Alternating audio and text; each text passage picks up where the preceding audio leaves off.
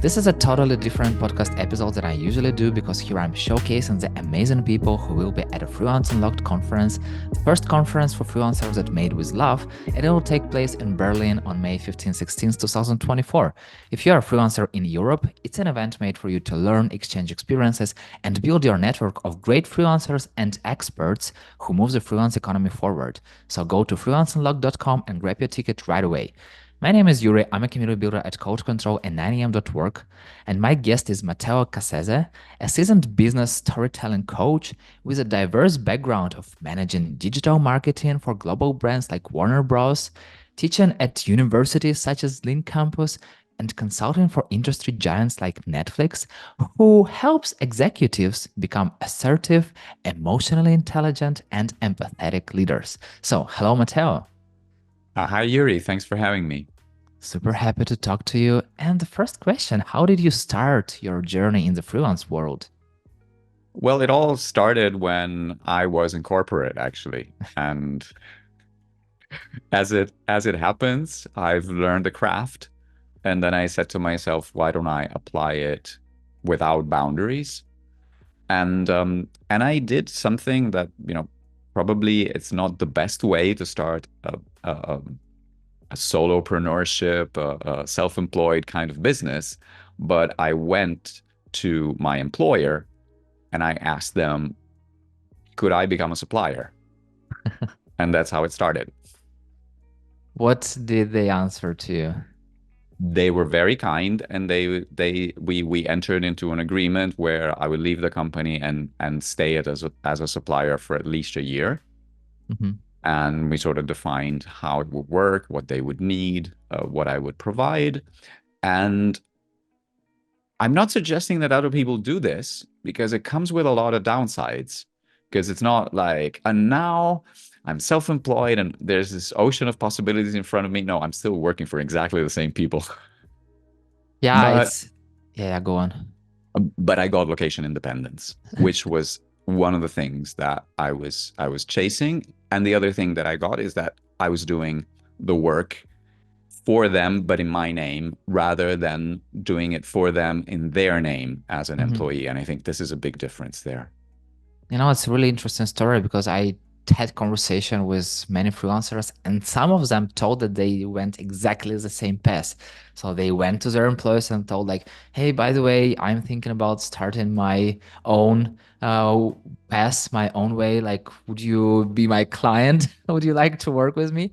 And I feel like it takes a lot of honesty and openness and trust relationships with your employee to do that because a majority of freelancers are usually doing this freelancing thing on the side, and then at some point, like oh, by the way, I'm leaving.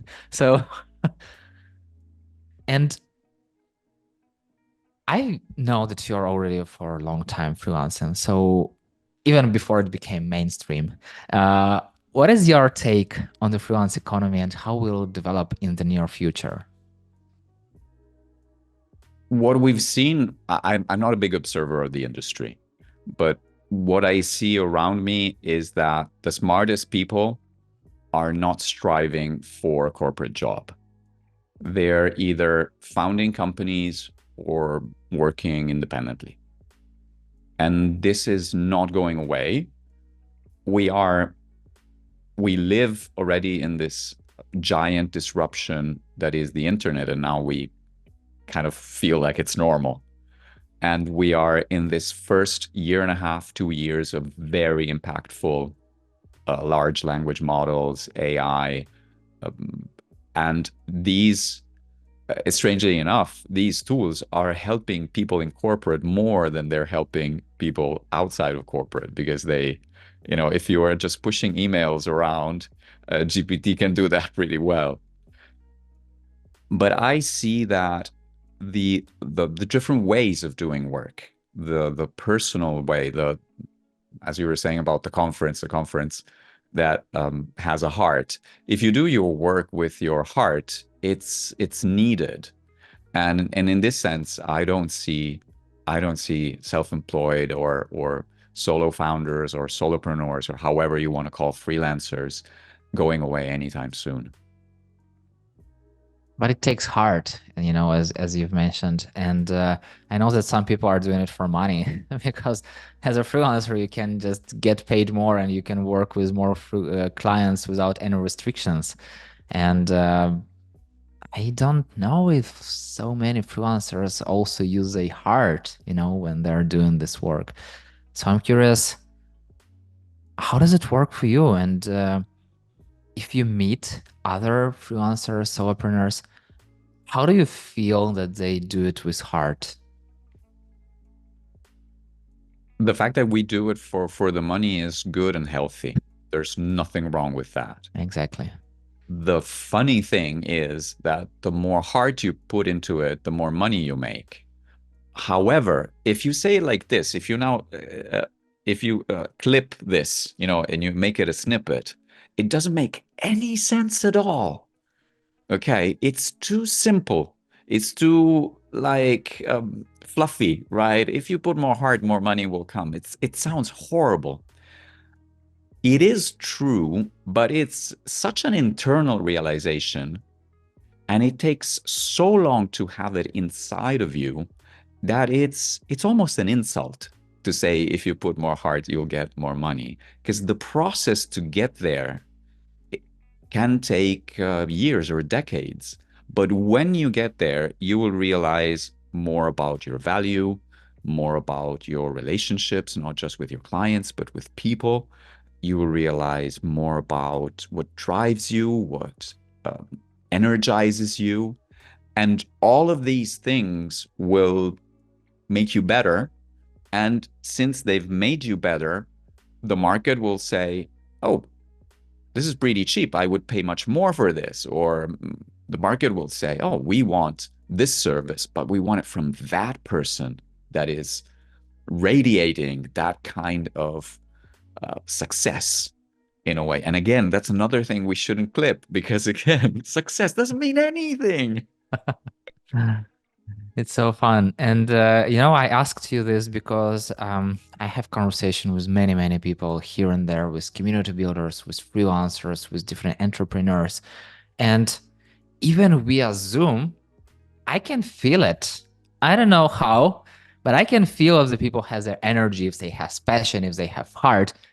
So that's why I asked you, and I totally get what you're talking about. And you'll be a speaker, definitely, and Freelance Unlocked. So give me a sneak peek into what you'll be talking about on the Freelance Unlocked stage. I usually decide what I'm going to talk about like a week before at best, if possible, like the day before. But we can, you know, brush strokes don't need to be too fine. We can paint with really rough strokes. The topic is, why is it so hard to promote yourself? Why is it so easy to talk about how cool an iPhone is and how hard it is to say, oh, I'm the best coach in the world? And it makes you feel like very cringy to say that, right? It's possibly not Exactly. true in my case. I'm one of the best should be the correct way of saying that. But why does it feel so wrong? So it's going to be a conversation with my audience, and most probably I know where we are going with this because we all heard about imposter syndrome. But there's also that topic that we just talked about with matters of feeling, how does our value make us feel? And also, how do we feel about money? Because a lot of time, self-promotion is connected with sales. And everybody says, tell me to do anything but to sell myself. Because we hate translating the value that we bring in the world into, and therefore it costs $1 million. We hate that connection. But it's not because it's both because we have a worry about our value, but we also have worries about money. We don't have a clear relationship with ourselves, and we don't have a clear relationship with money. So I think we're going to talk about these things. And talking about money in Berlin is also quite polarizing because there's a lot of thinking and feeling about that. So tell me a little bit more about why do people don't want to connect to kind of bring their I'm trying to find words. Why do not people want to translate the great job and the great result that they're bringing to their clients into the money language? The answer is different for everyone, but I think there's there's quite a few things that we do in society that determine this shift. One of the things is if you look at a movie like The Wolf of Wall Street, the story of Jordan Belfort, there is something slimy and bad and corrupt that we associate with sales. Hmm. And if you look at a traditional society structure that we have in the West, we have this very defined professions. You're a doctor, you're a lawyer, you're a mechanic, you're a gardener, and so on. And we are going beyond these categories.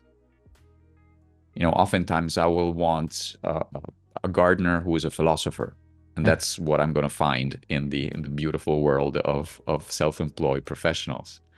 Or I will want a mechanic who's a coder. And we find it we've been given a structure that tells us, here's your value, here's what you do, and here's sales. Like they're all separate things.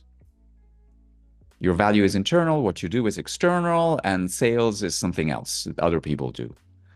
And we have a very big difficulty in creating a world for ourselves, especially being alone as self-employed professionals, to create a world for ourselves where all these things come together, and the relationship with money also independently. Like money is good, money is bad, money is ruining the world, money is making the world possible, money is destroying the planet, money is should be in my pocket, shouldn't be in my pocket, should be given to charity. All of these elements. Like it's so much deeper conversations that have to be that than we are having right now, because to understand like the deep connections with everyone's with money and the connection with your own struggles within, and as you've told that it's different for every person. But I just want to ask you, so what role plays storytelling here? So what is the storytelling from your perspective? And what is your take on this well-known hero's journey approach? So stop me, because this is a topic where I can go a bit long. But I've started to go even beyond this. I'm going to explain myself in a second. So storytelling is a great tool. It's a set of tools that we can use to bring about change. The reason why we tell stories is we want other people to think or behave differently. And what we have discovered is that the translation of mythology and religion and great stories into the art and science of storytelling is extremely useful for anybody who needs to communicate anything. And in this sense, the work that Joseph Campbell has done with the hero's journey, from, for instance, The Hero with a Thousand Faces, which obviously is always on my desk, together with many other books, is extremely fruitful for everyone who wants to express themselves.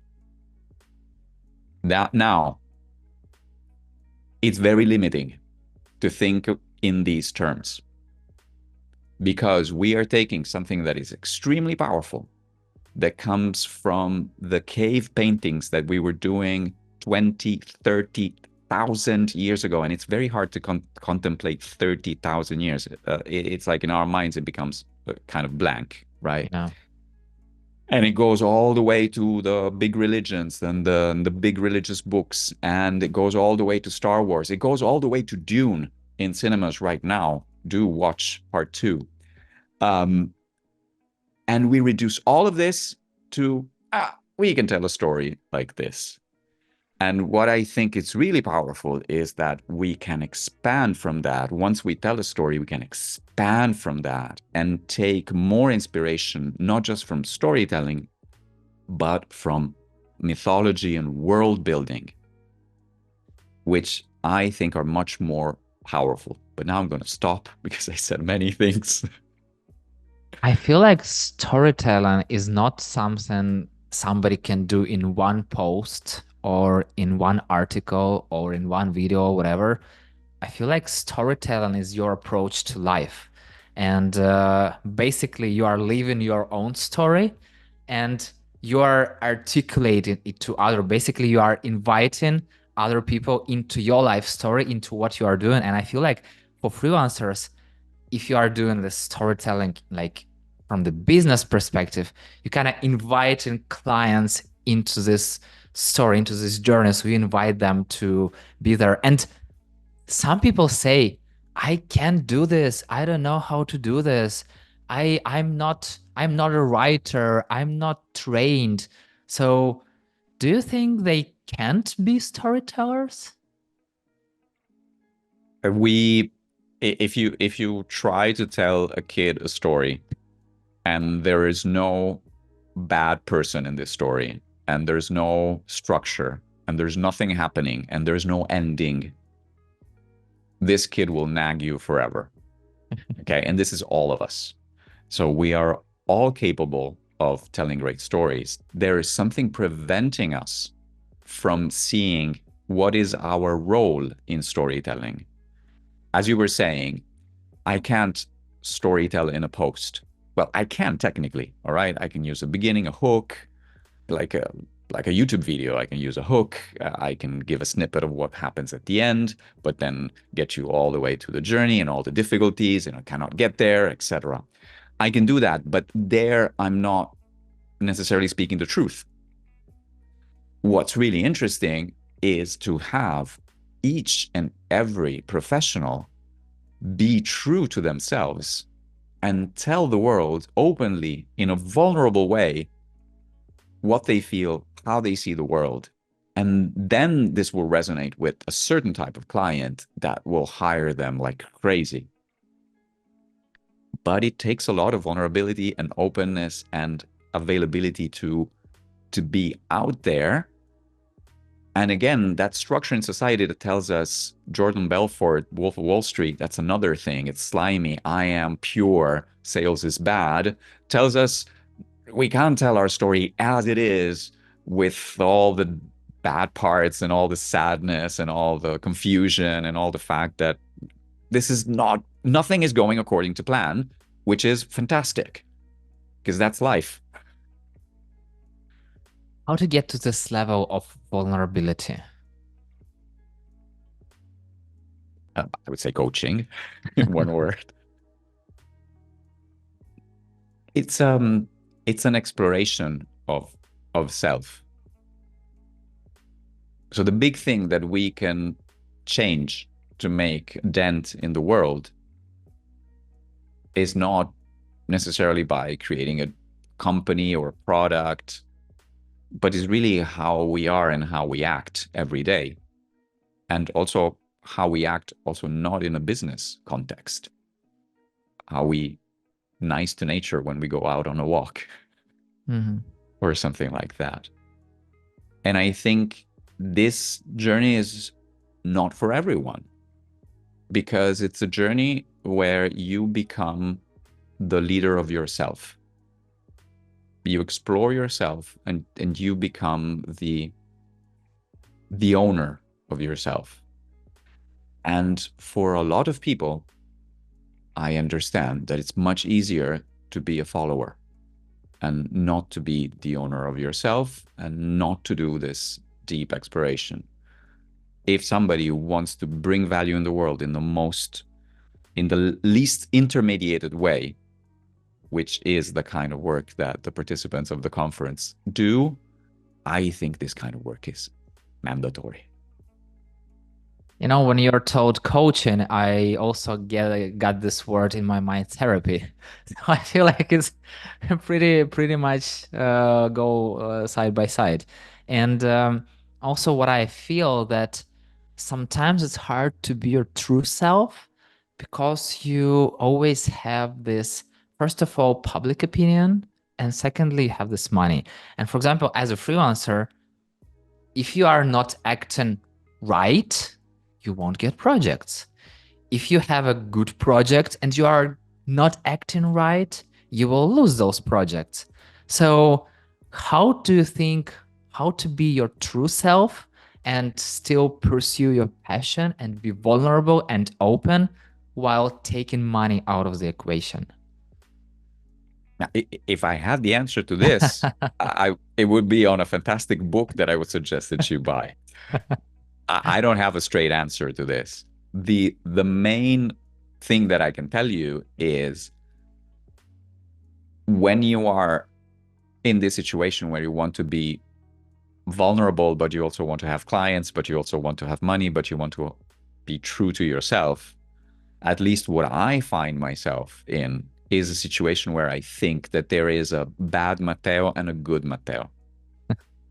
And that's pure fiction. Usually, bad Matteo is really good, and good Matteo is totally shit.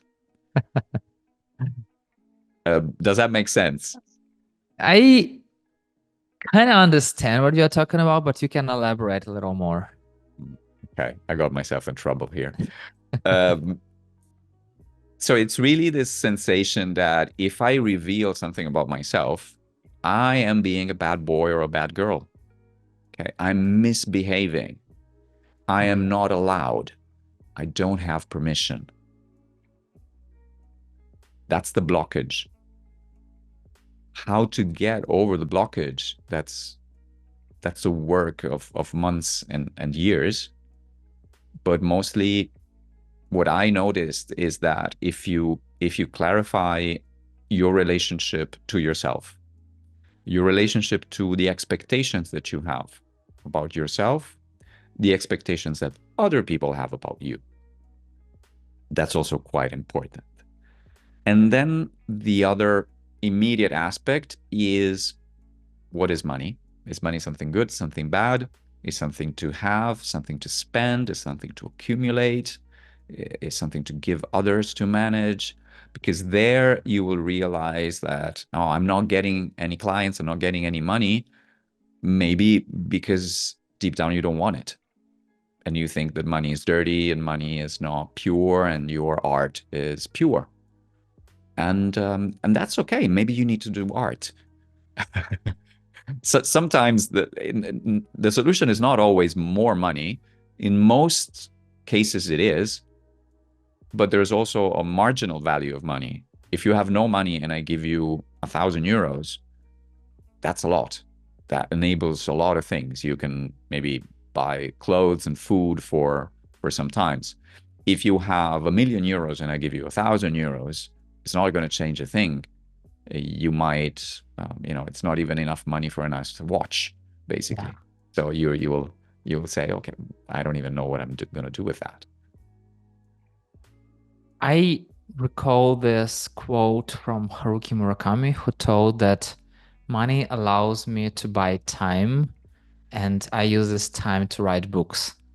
So I feel like it's also a great approach of thinking about this, not like, hey, oh, money is bad, money are like you can always find your higher purpose.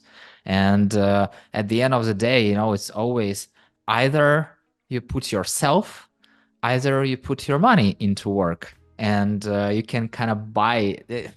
You can't buy time, but you still can do it. So it's like this um, Schrodinger's paradox, I would say. And you know, you'll be at the Freelance Unlocked Conference, and definitely because you're a speaker. But I Yeah. wonder, what would you say to your friend if they asked you whether they should go to the Freelance Unlocked?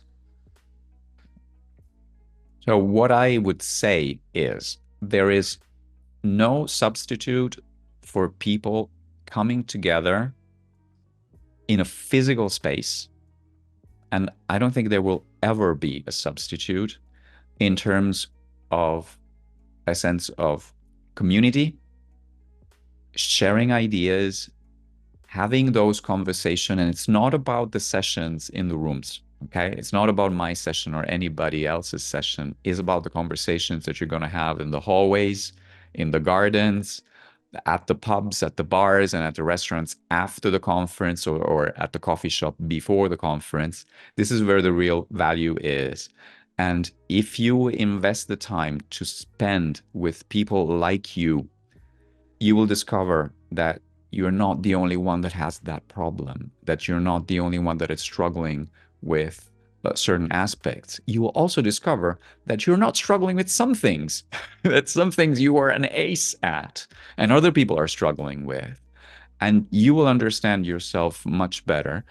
Just allow yourself to join these in-person events and check your introvertedness at the door for like 2 or 3 days. If you're shy, just check it with the code check and just talk to people, relate to people. Don't network, talk to people. Be open, talk about your problems, discover if there are common problems, discover what the solutions are. If there's sponsors, talk to the sponsors, because most of the time they will have a solution for your problems, or anyway, they might be interesting people and their task is to actually talk to you. So if you're shy, you can talk to them, and just use all of the spaces in between what's officially on the program to make this your conference. And what is the best way to connect with you before the conference?